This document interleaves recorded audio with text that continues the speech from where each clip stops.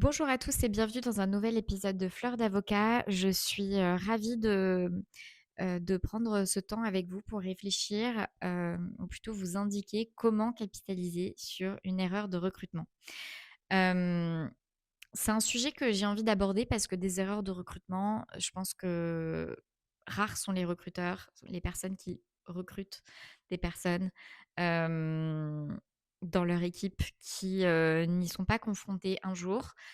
Avec un petit peu de chance, ça n'est pas le cas pour leur premier recrutement, même si, je pense que c'est assez fréquent pour les raisons qu'on va voir ensemble, que le premier recrutement ne soit pas forcément une réussite, surtout quand on le fait seul. Mais en réalité, les erreurs de recrutement peuvent arriver aussi bien plus tard.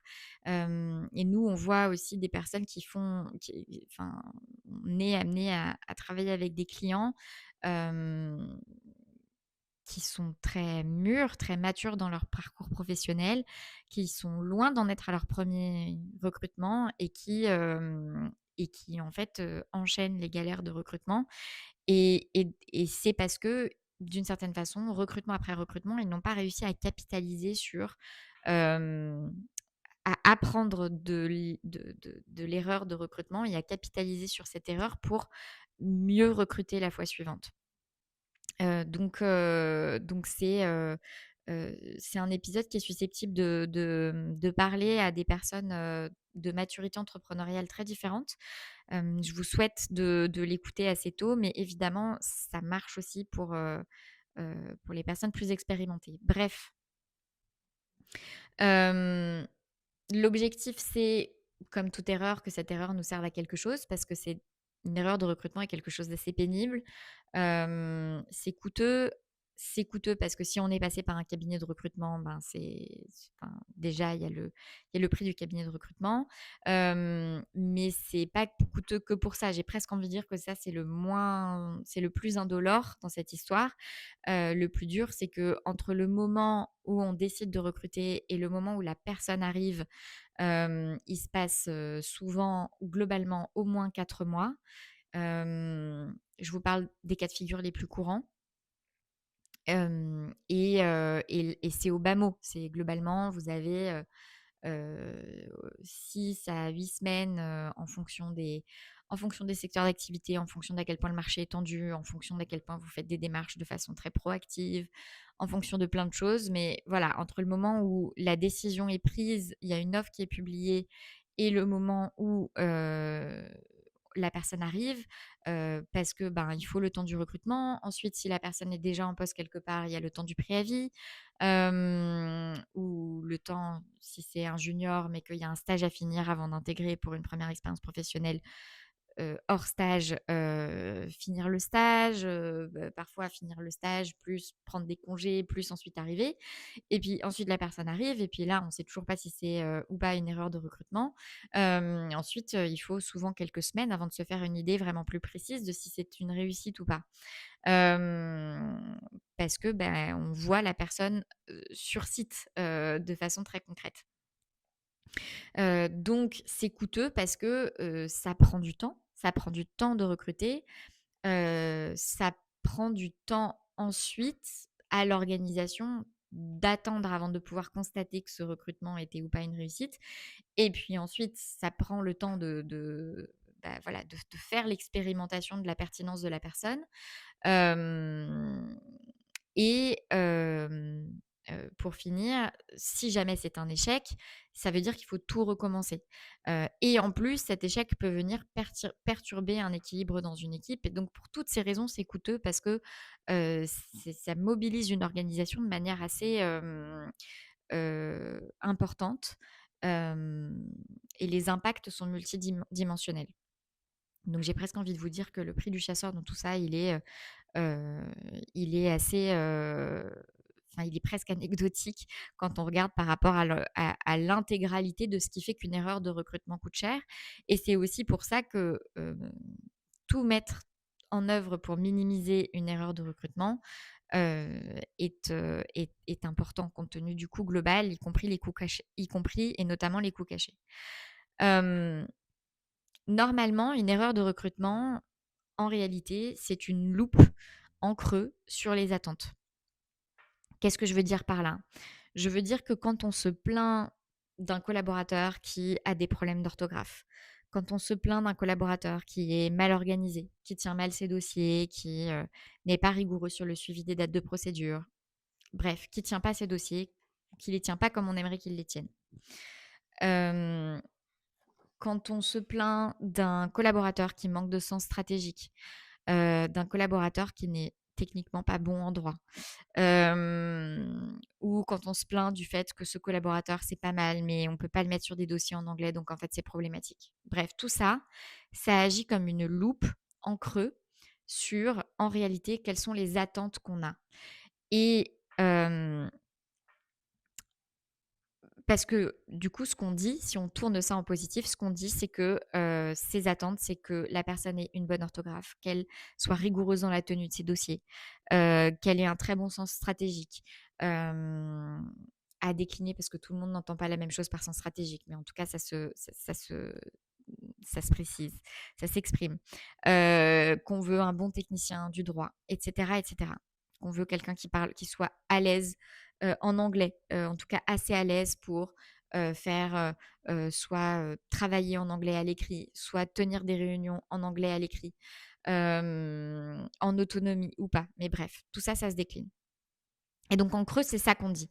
On est en train d'exprimer ses attentes. Euh, et donc déjà, le premier enseignement de l'erreur de recrutement, c'est de nous éclairer sur les attentes. Et ça paraît être une évidence ce que je suis en train de dire. Mais en réalité, on se rend compte, moi je m'en suis rendu compte déjà à titre personnel comme recruteuse pour moi-même, pour mon entreprise, mais je m'en rends compte aussi au quotidien avec des clients qui n'avaient pas explicité leurs attentes parce qu'ils partaient du principe que ce qu'ils attendent est une évidence.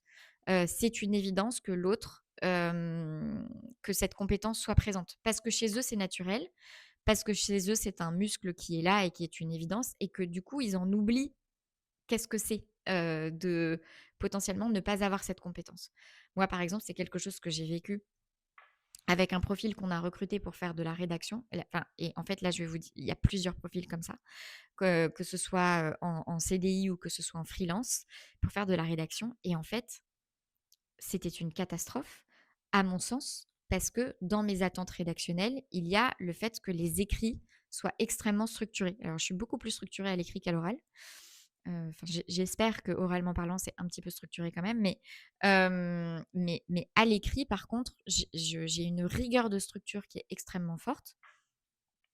Et je pars du principe que c'est une évidence quand quand on rédige un article, quand on rédige quoi que ce soit, mais j'étais pareil quand je rédigeais des conclusions ou des consultations, quand on rédige, la structure, le squelette doit être impeccable et avoir un enchaînement extrêmement fluide, avoir de ne pas laisser de zone de flou,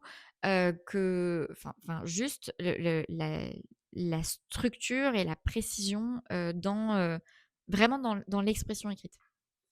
Bon, bref. Il se trouve qu'avec mon associée Déborah, on se retrouve là-dessus tacitement.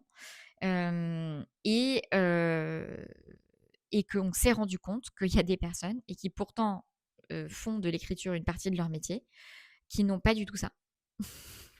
C'est-à-dire qu'on ne retrouve pas cette qualité de la rigueur structurelle, de la précision des propos dans leur rédaction. Et je vous parle aussi de personnes qui sont des personnes expérimentées dans un sens où en fait la rédaction fait partie de leur métier.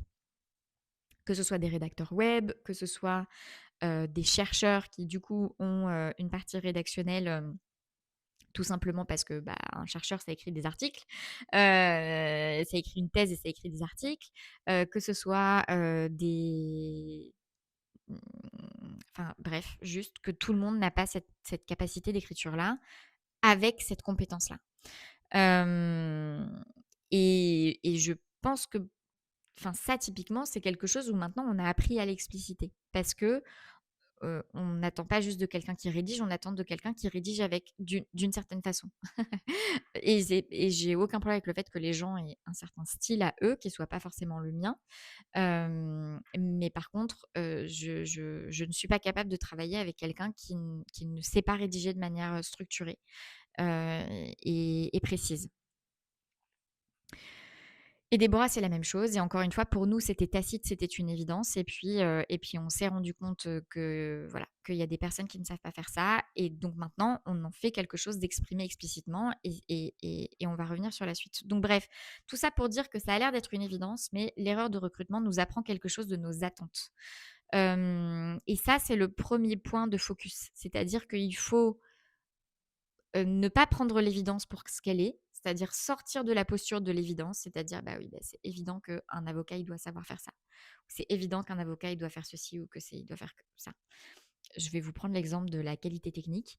Hem, je pense à un client qui a reconnu qu'un de ses collaborateurs n'était techniquement pas hyper bon, mais par contre, c'est un excellent plaideur. Il plaide extrêmement bien, il adore la vie judiciaire et donc globalement, c'est un avocat qu'ils utilisent de façon minimaliste sur l'aspect, traitement des dossiers dans le fond, mais qu'ils exploitent à fond pour, le fait d'aller plaider les dossiers, d'aller défendre les dossiers, et qui pour le coup a une agilité, une capacité, extrêmement bonne à se saisir de dossiers qu'il n'a pas travaillé au fond, qui ont été travaillés au fond par d'autres personnes, mais à comprendre les enjeux, à comprendre ce qu'il devait défendre à l'oral et à y aller et à tout défoncer. Donc vous voyez ce qui semble être une évidence, on veut quelqu'un qui soit vraiment extrêmement bon techniquement parlant. Un avocat, ça doit être bon techniquement parlant. Ben, en fait, pas toujours. En tout cas, il y a des cabinets dans lesquels, c'est pas forcément qui peuvent s'accommoder, c'est encore mieux si la personne est bonne techniquement, mais en fait, ils sauront, mettre à profit quelqu'un qui n'est pas bon techniquement, mais qui a potentiellement autre chose à apporter. Donc sortir de la logique de, un avocat ou tel type de profil, ça doit nécessairement savoir faire ceci comme cela. Ça doit nécessairement avoir telle caractéristique et se poser la question soit: «OK, là, qu'est-ce que moi j'attends? Et qu'est-ce que cette erreur de recrutement m'apprend de ce que j'attends?» de façon très précise, quitte à écrire des évidences. Et vraiment, encore une fois, moi, il y a des compétences que j'aurais été incapable d'expliciter. J'aurais été incapable de dire: «J'attends que la personne que je vais recruter, elle sache faire ceci, ceci, cela», et de le verbaliser juste parce que je n'avais pas vécu l'absence de cette compétence en creux. Et donc j'avais pas vécu la douleur de, «Mais je ne comprends pas, que cette personne travaille comme ceci». Hem, et donc le fait de ne pas l'avoir vécu et de ne pas avoir pu expérimenter que ce soit pas une évidence, était un frein au simple fait de pouvoir, verbaliser en plein mon attente. Et c'est à ça que je veux vous amener dans un premier temps. Verbaliser en plein votre attente. Une fois qu'on a fait ça, heu, une fois qu'on a fait ça et juste avant de passer à la suite, là où c'est très important de prendre le temps de verbaliser en plein une attente et pas juste de se le verbaliser à soi, mais j'ai presque envie de vous dire, vous prenez, un document Word, ou un papier, mais j'ai envie de vous dire, ce sera utile que vous le gardiez dans vos fichiers. Mais vous prenez un document Word, dans un dossier, RH, sur votre ordinateur ou votre serveur et vous l'écrivez. Vous l'écrivez et vous listez et ça va vous être utile pour 2 choses. Déjà, ça va vous être utile au moment de lister les compétences recherchées chez des futurs collaborateurs, parce que vous allez recruter à nouveau. En tout cas, c'est ce que je vous souhaite, de ne pas vous dire que, si vous avez eu cet échec de recrutement, c'est que personne ne sera jamais à la hauteur de vos attentes et que donc vous allez renoncer au fait de recruter, au fait même de recruter. Hem Et la deuxième chose, c'est que ça va vous être utile derrière pour, poser les critères de satisfaction des collaborateurs qui sont en place. Parce que au moment de faire une évaluation annuelle, ou pas juste, une évaluation annuelle, hein, mais au moment de pouvoir dire à un collaborateur: «Tu es aux attentes» ou «Tu n'es pas aux attentes», heu c'est utile, c'est même indispensable d'être capable de verbaliser: «Bah, tu n'es pas aux attentes parce que j'ai l'attente que, ceci soit fait comme cela et heu là, en l'état, le constat qu'on fait, c'est que, heu, toi, tu fais comme ceci et donc il y a un écart et donc on n'est pas aux attentes parce qu'il y a un écart. Mais c'est donc beaucoup plus précis, circonscrit que si on est juste en mode: «Oui, ben ça va pas, je suis pas content». Hem et donc en termes managériels, c'est beaucoup plus utile aussi, c'est beaucoup plus, efficace. Donc vraiment, prenez le temps de le verbaliser, de l'écrire, de l'expliciter, mais par écrit, parce que, ça vous sera utile, dans vos futurs, enfin voilà, pour expliciter vos attentes dans vos futurs recrutements, mais ça vous sera aussi utile comme outil, managérial et nous, typiquement chez Iris et Thémis, maintenant, on a décliné, hem mais en sous-compétences, ce qu'on attend de manière très précise, d'un certain poste, avec ses différentes dimensions il y a et en fait, il y a plein de sous-compétences qu'on va, verbaliser et qu'on va évidemment apprécier chez nos collaborateurs. C'est une grille de lecture qui est partagée et qui du coup, à partir du moment où elle est partagée, peut servir d'une base de discussion et de management, utile et pertinente. Une fois que vous avez fait ça, étape 2, il faut s'interroger quand même sur est-ce que le problème vient du profil qu'on a recruté ou est-ce que le problème vient, des attentes qu'on a par rapport au profil qu'on a recruté ou par rapport à son organisation. Et c'est important de faire la distinction entre les 2. C'est-à-dire que et moi j'ai fait les 2 erreurs de recrutement. J'ai fait l'erreur de recrutement de le problème c'est les attentes par rapport au profil et le problème c'est le profil. Et d'ailleurs, sur une erreur de recrutement que j'ai faite, il y avait une partie du problème qui tenait, à la personne et une autre partie du problème qui tenait à mes attentes par rapport au profil recherché. Donc ça peut être mixte, c'est pas forcément une réponse, binaire, mais c'est important de décomposer la situation pour pouvoir mettre les bons mots, faire le bon diagnostic et donc trouver les bonnes solutions derrière. Parce que, certains problèmes de recrutement, en réalité, cachent un problème structurel organisationnel ou cache un problème de niveau d'attente par rapport aux moyens alloués. L'exemple typique, c'est d'attendre un certain degré d'autonomie alors que, qui est décorrélé, de l'expérience concrète et pratique d'un profil.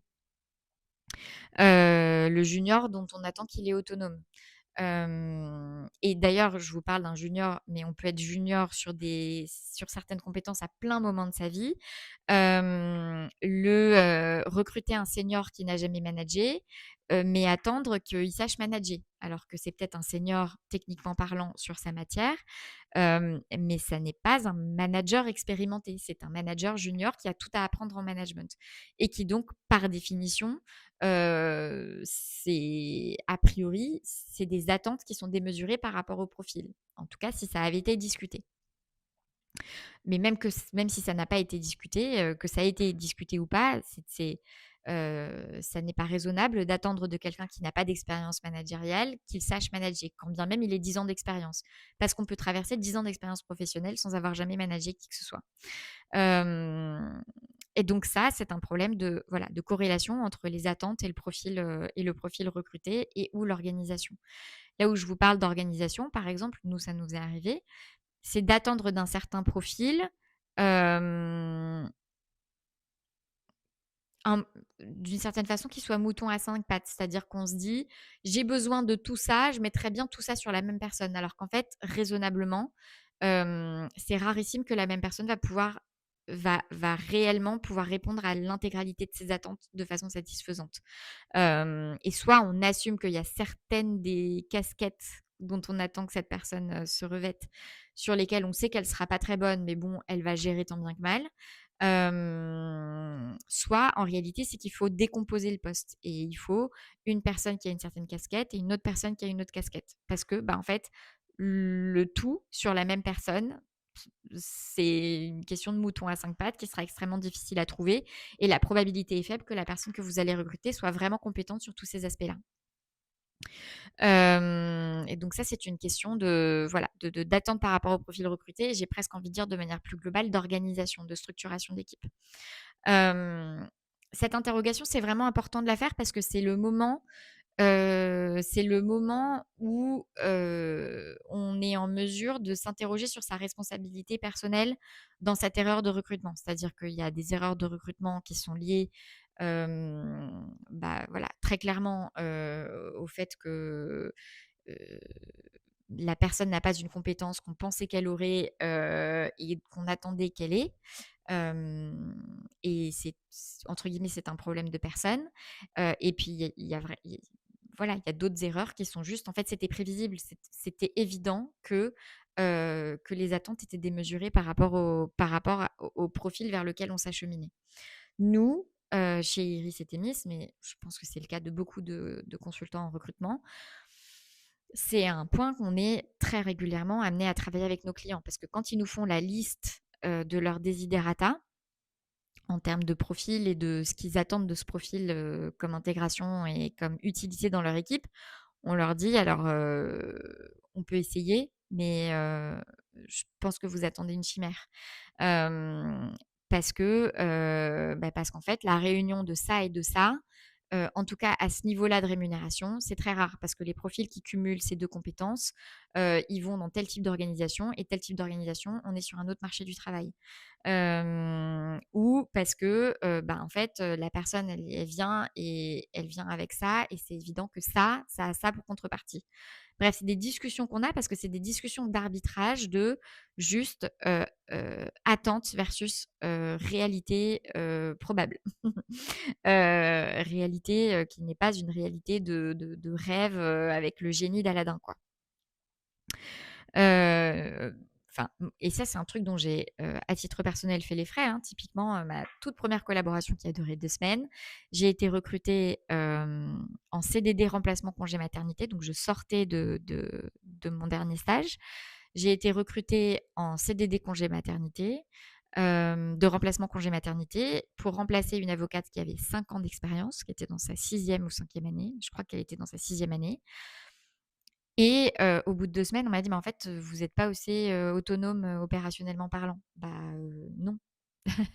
Évidemment, ne serait-ce que parce que les problématiques, gérées par ce cabinet, je veux dire, c'était hyper niche et même si j'avais une spécialité sectorielle, c'était des dossiers que j'avais pas nécessairement, enfin que j'avais sur lesquels j'avais jamais travaillé et puis parce que, clairement, si l'attente c'était que, d'un point de vue opérationnel et technique, j'ai le même degré d'autonomie que quelqu'un qui, a fait 5 ans de collaboration, dans ce cabinet et sur cette typologie de dossier et sur cette typologie de client, l'attente est déraisonnable, ça ne peut pas fonctionner.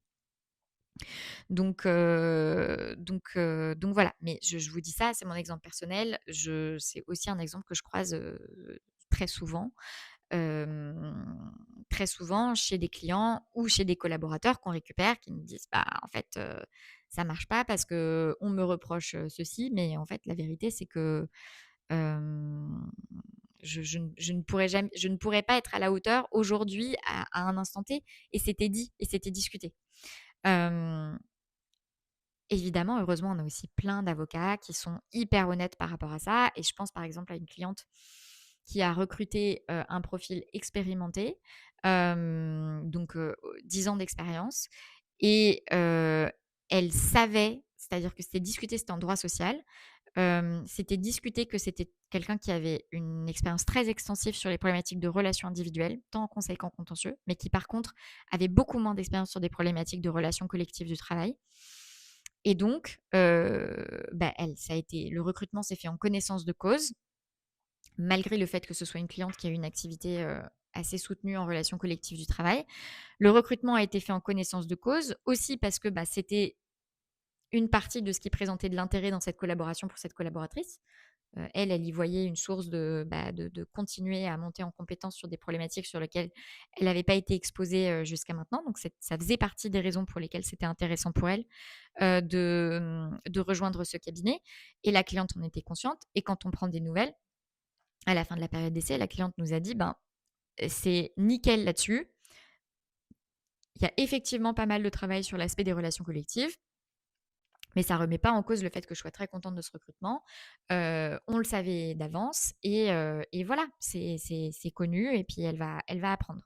Donc c'est des sujets, une fois qu'on le décline dans une granularité, dans une précision importante, où on peut arriver à des recrutements qui sont des réussites, quand bien même il y a des zones «d'insatisfaction» entre guillemets, mais parce que le mapping, la cartographie, des attentes et de ce qu'on met en face, a été faite, correctement, de façon à ce que tout le monde avance et s'organise en conscience. Hem Une fois quand on a fait ce travail, d'interrogation sur est-ce que le problème vient du profil en lui-même ou est-ce que le problème vient des attentes par rapport au profil qui a été recruté ou par rapport à l'organisation et donc il y a une décorrélation. À ce moment-là, on peut rentrer dans la phase où on redéfinit son besoin.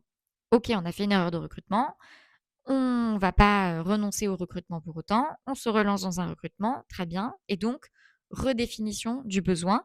Et donc aussi redéfinition du profil qui est susceptible de répondre à ce besoin et ça va avec redéfinition potentielle du package.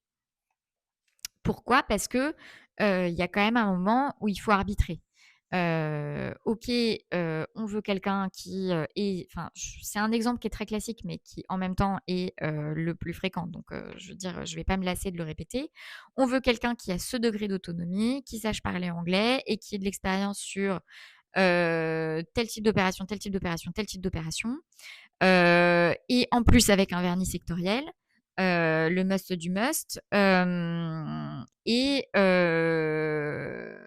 Et par contre, ben, on a une enveloppe de rémunération qui correspond à celle d'un junior qui parle pas anglais. Ben, du coup, il faut prioriser. Qu'est-ce qu'on priorise?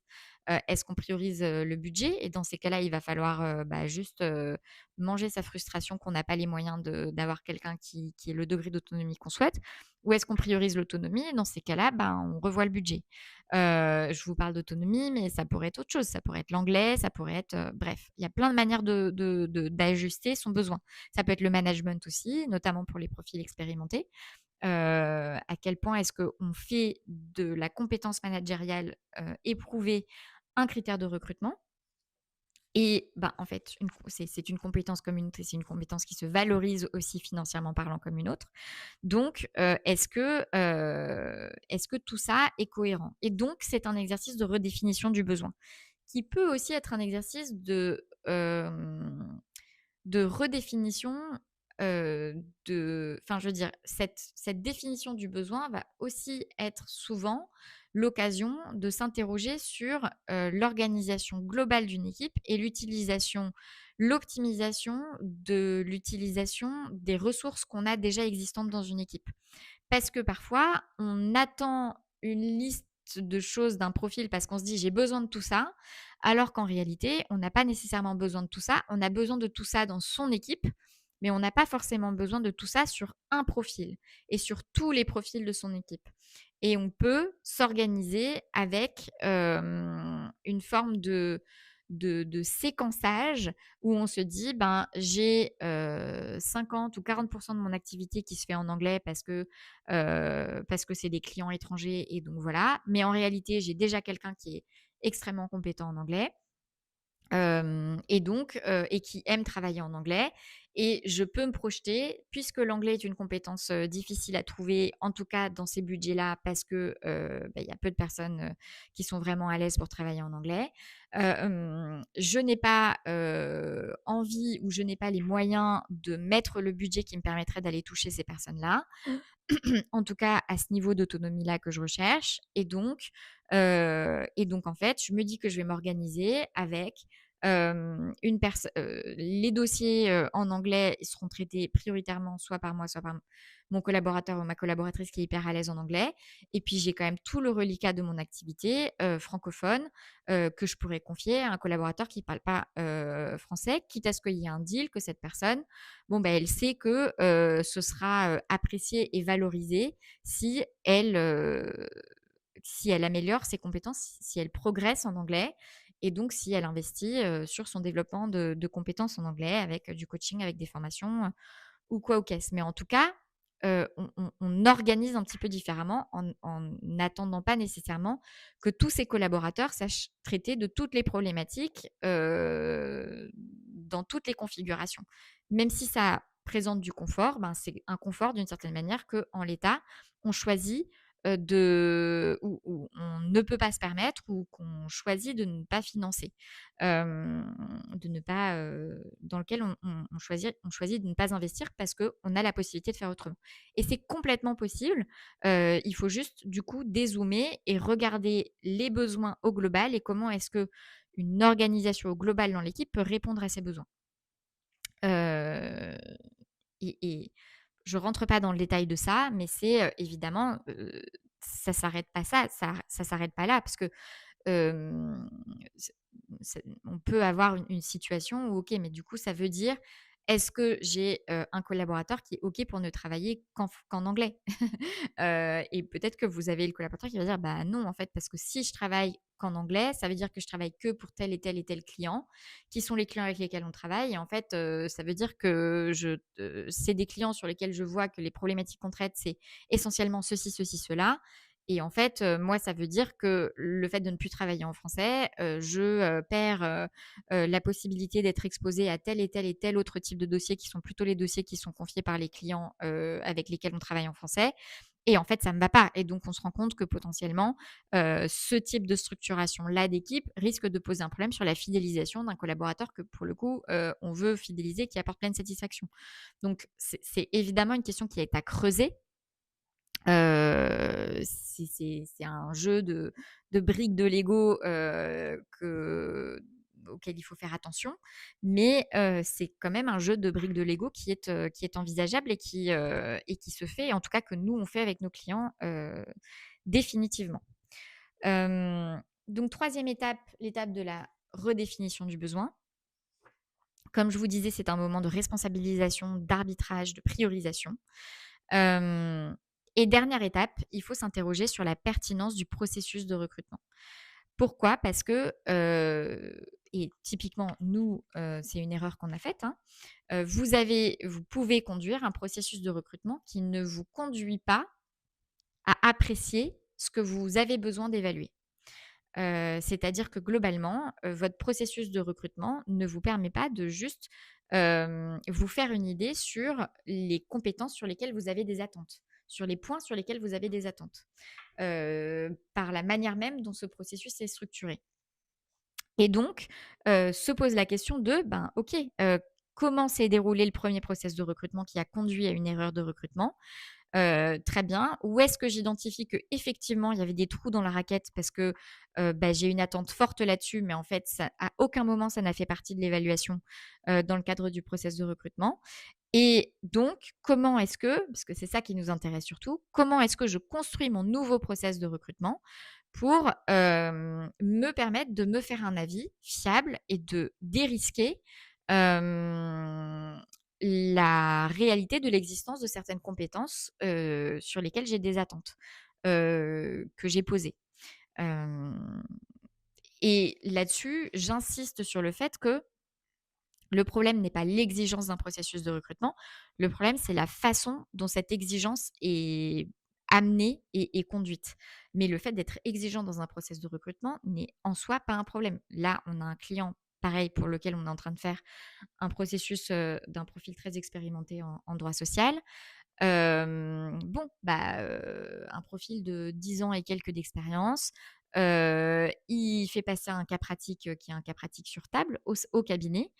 C'est pas un truc, à travailler chez soi et voilà et c'est un dossier avec, c'est un dossier à apprécier, un petit dossier à apprécier, sur une question de rupture d'un contrat de travail, et il a dit: «Voilà, à ce niveau-là d'expérience, j'attends que, la personne, elle identifie que, la juridiction pertinente, ce soit celle-ci ou qu'il y a un problème de prescription, par rapport à ceci ou cela». Je ne sais plus qu'est-ce que la candidate, n'a pas vu comme, heu, n'a pas spoté comme sujet dans le dossier et où le client a dit: «Bah, en fait, non, à ce niveau-là d'expérience, à première lecture, j'attends que ce soit vu» et donc bah, ça a conduit à l'élimination de cette candidate, et c'est normal, en fait, parce que, ben, il y a un niveau d'expérience, il y a une rétrocession qui va avec. Et donc c'est normal qu'il y ait des attentes aussi techniques. Elles ont été précisées, elles ont été définies heu et donc heu et donc voilà. Donc le problème, c'est pas l'exigence, c'est la manière de le conduire. Donc nous, typiquement, tous ces types de tests, déjà, ils sont annoncés à l'avance. Hem Et puis, on invite aussi les collaborateurs à avoir en tête que c'est dans l'intérêt de tout le monde, parce que c'est dans l'intérêt de personne, que de démissionner d'un cabinet où ça se passe bien. Quand bien même on a des zones d'insatisfaction, on y est au chaud et il y a pas de sujet. De se mettre en risque et puis, on se retrouve dans une structure et puis, en fait, il y a plein de frictions parce que, d'une manière ou d'une autre, certaines attentes ne sont pas remplies alors qu'elles auraient pu être évaluées, ab initio dans le cadre du processus de recrutement, quand bien même on puisse pas tout vérifier. Hem, donc voilà. Donc nous, c'est pareil, on a fait évoluer notre process de recrutement, parce que, bah, il y a des choses dont on s'est rendu compte que c'est extrêmement important pour nous et que c'est pas une évidence et donc, bah, on a fait évoluer notre process de recrutement pour pouvoir apprécier, pour avoir l'occasion de se faire un avis sur comment se situe la personne par rapport à cette attente-là. Donc en synthèse, 4 étapes, pour capitaliser sur une erreur de recrutement. Étape numéro 1, lister ses attentes en plein. On part du creux, on part des insatisfactions et on liste ses attentes en plein, on les explicite. Étape numéro 2, on questionne l'origine du problème. Est-ce que c'est un problème de personne ou est-ce que c'est un problème d'attente? Ou est-ce que c'est un problème d'organisation? Et évidemment, dans chacun de ces cas, ça peut être un mélange de ces 3 problèmes. Étape numéro 3, on redéfinit le besoin et à l'occasion de cette redéfinition de besoin, on fait les arbitrages et on priorise. Étape numéro 4, on améliore le processus de recrutement, donc on s'assure que le processus de recrutement permet d'apprécier les éléments qu'on a besoin d'apprécier. Hem J'espère que ça vous a plu. Ça a été un plaisir de partager ces éléments avec vous. Si ça vous intéresse, si vous avez envie enfin voilà, pour recevoir, être notifié des prochains épisodes, je vous invite à vous abonner à la chaîne, au podcast, peu importe. Et puis, je suis assez curieuse, en commentaire que vous partagiez avec moi soit vos erreurs de recrutement, comme candidat d'ailleurs, hem, parce que parfois on fait des erreurs de recrutement comme candidat aussi. On se rend compte une fois qu'on est dans une structure que, on n'avait pas explicité certaines attentes et pourtant ces attentes sont bien présentes et voilà. Tout ce que j'ai dit là, en réalité, on peut retourner le miroir, hein, et la réflexion peut se poser, pour un candidat qui évalue la qualité du recrutement de l'entreprise qu'il a rejoint. Dans le sens, est-ce que j'ai posé les bonnes questions quand j'étais en process de recrutement avec les différents recruteurs que j'ai rencontrés? Est-ce que je me suis renseignée sur les bons éléments? Et est-ce que j'ai pris ma décision sur les bons critères? Moi, je sais que clairement, j'ai un process de recrutement que j'ai très, très mal mené parce que j'ai juste pas posé les bonnes questions ou quand j'ai posé les questions, j'ai pas voulu entendre les réponses qui m'ont été données. Mais ça, c'est encore un autre sujet. Bref, si ça vous intéresse, abonnez-vous et encore une fois, je serai attentive de la lecture de vos témoignages parce que je suis sûre qu'il y a des petites pépites croustillantes dans vos expériences, personnelles et professionnelles. Je vous dis à bientôt et je vous souhaite une bonne fin de journée. Au revoir.